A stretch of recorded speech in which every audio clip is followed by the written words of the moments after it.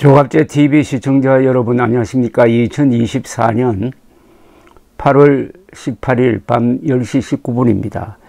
강원도의 광복절 기념식에서 김진태 강원도지사가 대한민국 건국은 1948년이라고 하자 광복회원들이 항의하고 퇴장하는 소동이 벌어졌다는 뉴스를 읽어보니까 참 기도 안 찹니다. 1948년 대한민국 건국, 즉 대한민국 정부 수립은 세계가 공인한 것이고 우리가 다 눈뜨고 지켜본 역사에 속하는데, 그게 아니라고 들고 일어나는 사람들이 광복회 회원들이라고 하니까 더 이상하다 이겁니다. 원래 우리나라에서 광복절이라고 했을 때 최초의 의미는 그게 해방이 아니었습니다. 그게 건국이었습니다. 1948년 8월 15일을 광복절이라고 했던 겁니다. 그러나 그 뒤에 역사관이 이상하게 꼬이면서 대한민국 건국을 부정하는 세력들이 해방이 광복이다 라면서 그 광복이라는 개념 안에 건국을 넣지 않고 배제해버리고 말았습니다.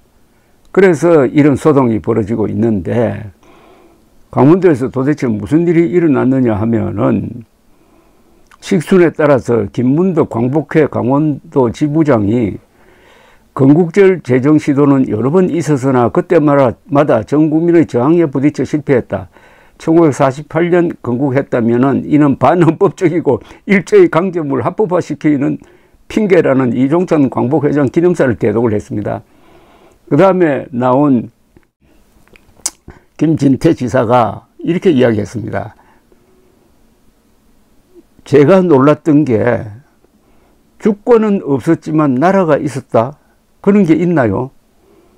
주권이 없는데 나라가 어떻게 유지됩니까? 국민 영토 주권이 나라 구성 3대 조건이라고 학교에서 배우지 않았나요? 이렇게 이야기를 하기 시작했습니다.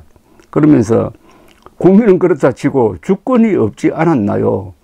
이는 그들도 인정하면서 국가가 있었다고 주장을 합니다. 임시정부엔 국민으로부터 부여된 통치권이 없었고 주권이 미치는 영토도 없었다는 것은 너무나 상식적인 이야기인데, 우리는 일제강점기가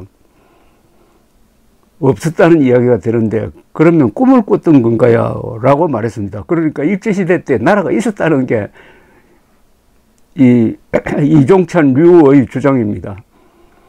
일제시대 때도 나라가 있었답니다. 그러니까 대한민국 건국이라고 하면 안 된답니다. 이걸 말로서 대우해 줄 필요가 있습니까? 일제시대 때 나라가 있었다면은 나라를 찾는 독립운동을 왜 했느냐 이겁니다. 일제시대 때 나라가 있었는데 왜 상해에 가가지고 임시정부를 만듭니까? 그러니까 이종찬 씨가 말하는 나라는 가만히 듣고 보면 그 나라가 아니고 민족입니다. 그냥 민족과 나라를 혼동을 하고 있습니다. 그러면 안 되죠. 나라는 국가인데 민족과 국가는 다르거든요. 그러니까 이종찬 씨는 이 국민들을 바보로 알든지 아니면 본인이 좀 문제가 있는지. 김 지사는 대한민국은 1948년 8월 15일 최초의 자유민주 헌법에 의해서 생겨났습니다. 그 당시 상황에서 신생 독립국이 자유민주주의 헌법을 채택한 것은 전 세계에서 거의 우리나라밖에 없습니다. 당시 봉건 왕조로 돌아가거나 공산주의 사회주의로 갈 수 있었지만 그 헌법을 채택하면서 자유민주주의 이념에 기반한 공화국을 선포한 것입니다. 라고 이야기를 했습니다. 이런 경사스러운 날 뭐하는 짓인지 모르겠다면서 이런 이야기를 하는 게 친일이고 반헌법적인가? 내가 찾아보니 헌법재판소는 2014년 통진당 해산 결정문에서 1948년 대한민국 건국됐다고 분명히 하고 있습니다. 누가 반헌법적입니까? 대한민국이 1948년 8월 15일에 건국됐다고 하면은 반헌법적이라고 부르짖는 광복회원들, 이종찬 류의 사람들을 향해서 한 이야기입니다. 헌법재판소의 결정문은 이것은 헌법적 의미가 있습니다. 1948년에 대한민국 건국됐다고 헌법재판소 판결문에 정확히 적혀 있다 이겁니다. 김지사는 이들은 궤변으로 1948년 건국을 극구 부인하면서 대한민국의 정체성을 훼손하고 있다. 대한민국은 태어나지 말았어야 할 나라라는 자학적 역사 인식에서 비롯된 것이라고 생각한다면서 점잖게 타일렀습니다. 거듭 정리를 하자면 이렇습니다. 원래 광복절은 처음에는, 그러니까 광복절 제1회 기념일이 1949년 8월 15일이죠. 그때는 독립기념일이라고 했습니다. 제1회 독립기념일. 그러다가 그게 광복절로 이름이 바뀝니다. 그리고 제2회 광복절은 1949년 8월 15일이 제1회니까 그 다음에 1950년 8월 15일로 기념이 되었습니다. 그때는 임시수도 부산에서 그렇게 되었습니다. 그래서 광복절이라고 하면은 빛을 찾는다. 그건 해방이 아니고 대한민국 건국으로 이렇게 의미가 정리가 되었던 것입니다. 그래서 쭉 이어오다가 이승만 대통령 시대가 끝나니까 이게 광복절이 두 가지 의미를 갖게 됐습니다. 하나는 해방이 되었습니다. 1945년 8월 15일, 그 다음에 1948년 8월 15일. 그래서 이렇게 돼버리고 말았습니다. 광복절과 정부 수립 기념을 같이 한다. 이렇게 됐어요. 근데 최근까지도 정부 수립 기념일이라고 했습니다. 근데 정부 수립 기념일을 두 글자로 줄이면 건국이 됩니다. 정부는 어떤 회사나 단체가 수립할 수 없는 것 아닙니까? 국가만이 수립합니다. 그래서 정부 수립은 건국이라는 이야기입니다. 우리나라 건국 과정을 보면 이렇습니다. 1980년 5월에 총선거가 있었습니다. 그리고 국회를 구성을 했습니다. 그 국회가 헌법을 만들었습니다. 헌법에 의해서 정부 수립이 이루어졌습니다. 이런 일련의 과정을 줄이면 건국이 됩니다. 그리고 최종 단계는 정부 수립이 됩니다. 그래서 1948년 8월 15일이 정부 수립 기념일이고 바로 건국을 선포한 날입니다. 이게 뭐 무슨 모순이 있습니까? 근데 이종찬 류는 1919년 임시정부 수립이 건국일이라고 주장하는 모양이에요.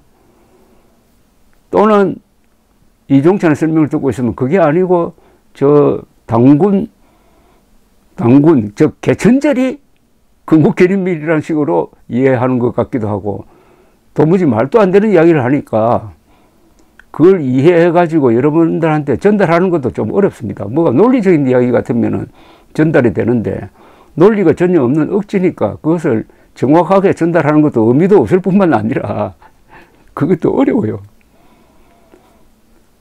어찌되었든 하나의 흐름이 한국에 있습니다.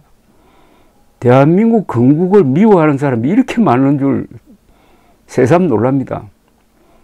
입만 벌리면은 뭐 대한민국 하면서 정작 대한민국이 1948년에 건국되어서 그게 대한민국 생일이라고 하면은 저 광복회 회원들처럼 펄쩍 뛰는 사람들이 있어요. 광복회 회원들도 다는 안 그렇겠지만은 좀 이상하지 않습니까?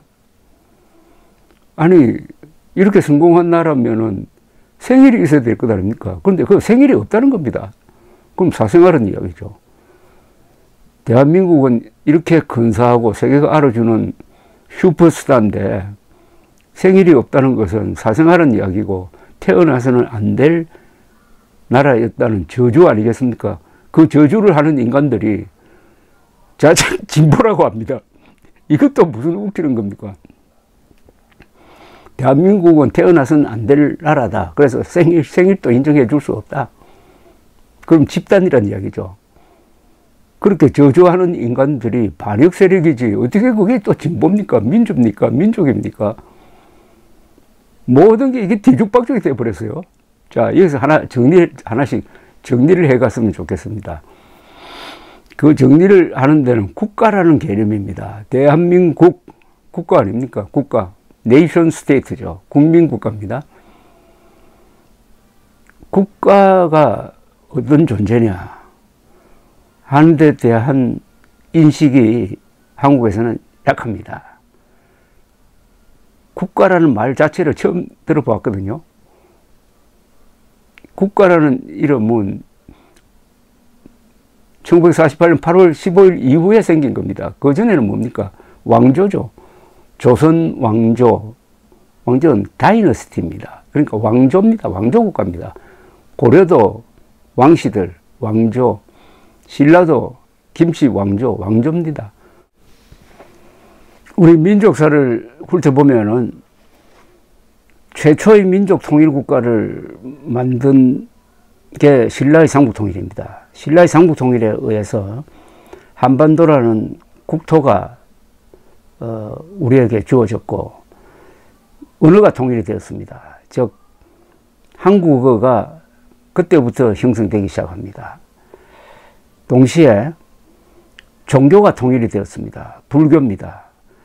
한국어, 불교, 그리고 한반도라는 이 생활 공간이 일렬로 정리되면서 민족이라는 개념이 만들어지기 시작합니다. 민족은 금방 만들어진 게 아닙니다. 한 1000년 이상 같이 살다가 보니까 우리가 남이냐, 또 외세의 침략을 받다가 보니까 민족 의식이 생겨나는 겁니다. 그래서 민족이 만들어졌습니다. 그 출발은 신라의 삼국통일입니다. 그러나 정권은 국민들이 투표로 뽑은 정권이 아니고 왕조죠. 힘센 왕족들이 전쟁을 통해서 차지하는 나라, 왕조. 그러다가 3.1운동을 거치면서 드디어 한국인들도 우리는 백성이 아니다. 우리는 국민이다. 동시에 한 개인이다. 하는 의식이 삭트고 이 바탕에서 대한민국 건국이 이루어지는 것입니다. 그런데 이 대한민국이라는 나라는 과거에 조선, 고려, 그리고 신라, 고구려, 백제와 근본적으로 다른 게 있죠. 바로 선거를 통해서 국가를 세운 겁니다. 선거를 통해서 헌법을 만들고 이런 나라를 국민국가라고 그럽니다. 네이션 스테이트라고 그럽니다. 네이션 스테이트. 국민국가라는 점에서 대한민국은 획기적입니다. 대한민국의 위상은 과거 어떤 왕조보다도 한 등급 높죠. 국민국가니까. 그런데 이 국민국가의 개념은 동양에서도 상당히 늦게 들어왔습니다. The Nation State라는 말은 1789년 프랑스 대혁명 이후에 유럽에서 내셔널리즘이 생깁니다. 민족의식이 생깁니다. 같은 말을 쓰는 사람들은 모여가지고 하나의 나라로 통일이 되어야 한다라는 이 강한 의식이 생깁니다. 그때 영국과 프랑스는 이미 통일국가였는데 같은 말을 쓰면서도 이렇게 분열되어 있었던 나라가 두 나라가 대표적인데 하나는 이탈리아였습니다. 이탈리아는 서로마가 망한 다음에 1000년 이상 분열되어 있었습니다. 그래서 이탈리아 사람들이 먼저 국민국가 운동을 일으키는 거죠. 그리고 그게 이탈리아 통일로 나타납니다. 드디어 1860년, 61년에 걸쳐서 이탈리아가 통일이 됩니다. 그때는 왕국이었어요. 그리고 독일에서는 1870년에서 71년에 걸쳐서 프러시아가 프랑스하고 전쟁을 해서 이깁니다. 그 다음에 오스트리아를 제외한 독일 지역이 통일이 됩니다. 그걸 독일 제국이라고 그러죠. 제2독일 제국이라고 그럽니다. 비스마르크가 외교를 통해서, 그리고 몰트케라는 사람이 군사적인 천재로서, 그리고 빌헬름 1세가 정치를 총괄하면서 이 세 영웅에 의해서 독일 제국이 등장하고, 이 독일 제국이 너무 힘이 세가지고 1차 세계대전을 일으켰다가 패전을 했다가 다시 히틀러가 등장해가지고 제3제국을 만들어서 나치 독일이 또 2차 세계대전을 일으킵니다. 그래서 1870년, 71년에 걸쳐서 이루어진 이 독일의 통일, 프러시아 주도의 독일 통일 또한 국민국가 건설의 하나의 모델이 되었습니다. 독일의 통일과 이탈리아의 통일을 통해서 네이션 스테이트, 같은 말을 쓰는 사람은 독립국가를 만든다. 그래서 지금 유럽에는, 그 좁은 유럽에 독립국가가 20몇 개나 됩니다. 근데 대부분이 한두 개 나라를 빼면은 다 자기 말이 있어요. 자기 말이 있으면은 독립된 나라를 만든다. 즉 네이션 스테이트를 만든다. 이런 법칙이 유럽에서 만들어졌는데 그 네이션 스테이트 개념이 동양에서는 먼저 명치유신에 성공한 일본에 의해서 국민국가 건설이 이루어지고 국민이 만들어내는 선거를 통해서 만들어내는 국가로서 대한민국이 등장한 겁니다. 이렇게 설명드리면은 이 대한민국이라는 존재는 세계 역사의 흐름 속에서 필연적으로 오게 되어 있는 그 단계라는 것을 알 수가 있습니다. 북한은 아직도 역사 흐름에서 뒤처져 있으니까 그래 왕조입니다. 북한은 뭐라고 뭐 갖다 붙이지만 결국 그 속성이 왕조입니다. 그러니까 3대에 걸쳐서 세습한다는 것은 왕조라는 거죠. 그러니까 어떻게 보면은 북한은 한 19세기, 18세기형 나라고 우리는 20세기 선진된 국가 형태를 가지고 있습니다. 그러니까 대한민국이라는 존재가 얼마나 소중하냐 이겁니다. 국민국가입니다. 즉 국민이 만든 국가입니다. 얼마나 사랑스러운 대한민국입니까? 그러면 대한민국의 건국이 얼마나 아름답고 위대한지 알 수 있지 않습니까? 그리고 이종찬 유는 그 대한민국으로부터 얼마나 많은 혜택을 받았습니까? 저보다 훨씬 더 많은 혜택을 받은 것 아닙니까? 나이 80 넘게 살 수 있었던 것도 대한민국이 아니면 그렇게 됩니까? 북한의 평균 수명은 남자의 경우에는 60대입니다. 대한민국에 사니까 세계 최장수국에 살고 있잖아요. 1977년부터 박정희 대통령이 추진한 의료보험이 성공해가지고 최장수국을 만들었잖아요. 그것도 국가 혜택 아닙니까? 이종찬 씨는 그 국가 혜택을 보지 않습니까? 그러면 왜 그 국가, 대한민국의 생일을 그렇게 저주하고 침을 뱉습니까? 북한 노동당 정권이 대한민국 건국을 부정하는 것은 너무나 뭐 이해할 수가 있어요. 반대하지만은 이해할 수가 있습니다. 북한 노동당 정권이 워낙 엉터리니까 대한민국처럼 국민국가가 옆에 있으면은 그건 부끄러워서 살 수가 없는 거죠. 쥐구멍으로 들어가야 되는데 그러니까 대한민국을 헐뜯어 가지고 대한민국이 친일파가 세운 나라라고 거짓말을 하는데 그러니까 지금 대한민국 건국을 부정하는 자들은 이거 대한민국에 살 자격이 없는 것 아닙니까? 아니 대한민국에 살면서 대한민국 얼굴에 침 뱉고 생일이 없다고 사생활하고 맨날 흠집을 내 대한민국 건국을 부정하는 사람들은 이렇게 철이 없습니다. 그런데 그 자들은 자신들의 말이 억지라는 걸 알고 있기 때문에 민족이라는 이름을 들고 나옵니다. 민족이 국가보다 더 중요하다. 대한민국보다 더 중요한 게 있다. 대한민국이라는 국가보다는 민족이 더 중요하다.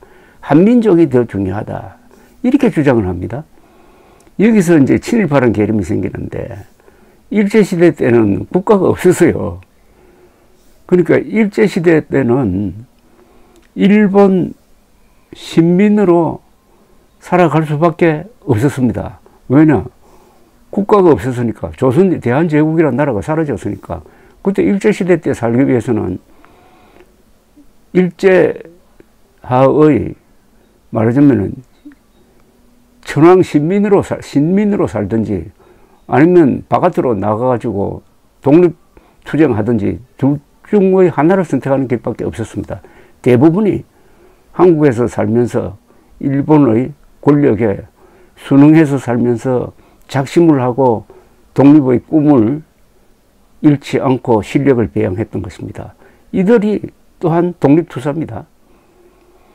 이들의 역할을 무시하는 게 요사의 최근 경향인데 시간이 지나면은 입을 꼭 다물고 일제 압제를 견디면서 언젠가 오고야 말 건국을 준비해서 역량을 키웠던 사람들이 정말 진정한 애국자라는 평가를 하게 될 것이라고 생각을 합니다. 그래서 친일파는 사실은 법적으로 처단하기가 어렵습니다. 그때 국가가 있었으면 그 국가를 배신한 자들을 반역으로 처단할 수 있었는데 그때는 국가가 없었잖아요. 대한민국이 서고 나서 돌이켜가지고 일제시대 때 저 일제에 충성했던 사람들을 이렇게 단죄하려고 하니까 그 법이 상당히 좀 문제가 있는 법이 되었습니다. 그래서 고민을 하게 된 거죠. 그 고민의 결과가 일제에 아주 비열하게 협조를 해가지고 독립투사들을 감옥에 넣었던 소수의 사람들을 처벌한다.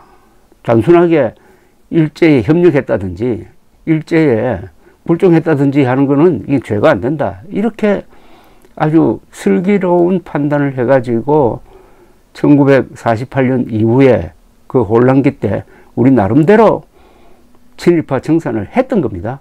근데 시대가 바뀌니까 그걸로는 불충분하다 해가지고 또 부관 참시하는 식으로 해가지고 또 그때는 좌익들이 그 주도권을 잡고 해가지고 대한민국 발전에 큰 공을 끼친 사람들을 골라가지고 친일파로 지금 모는 이런 마녀 사냥이 지금도 횡행하고 있습니다. 그래서 이 민족이란 이 개념을 완전 흉기로 사용하고 있는데, 그래서 이 민족이라는 걸 흉기로 만들어가지고 민족의 이름으로 대한민국을 부정하려고 하는 이런 세력의 앞장선 사람이 이종찬 씨가 되었는데, 이종찬 씨는 그럴 자격이 없는 거죠.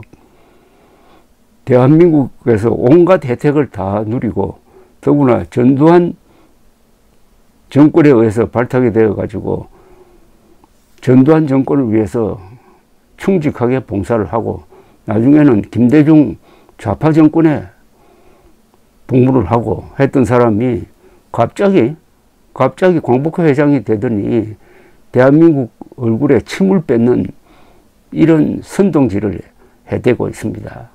그러나 오히려 잘 됐습니다. 워낙 말도 아닌 이야기를 하니까 이 기회에 국가가 뭐고 민족이 뭐고 해방이 뭐고 건국이 뭐냐 하는 데 대해서 제대로 된 한번 토론을 하면은 어떻겠습니까? 이종찬 너의 논리가 무너지는 거죠.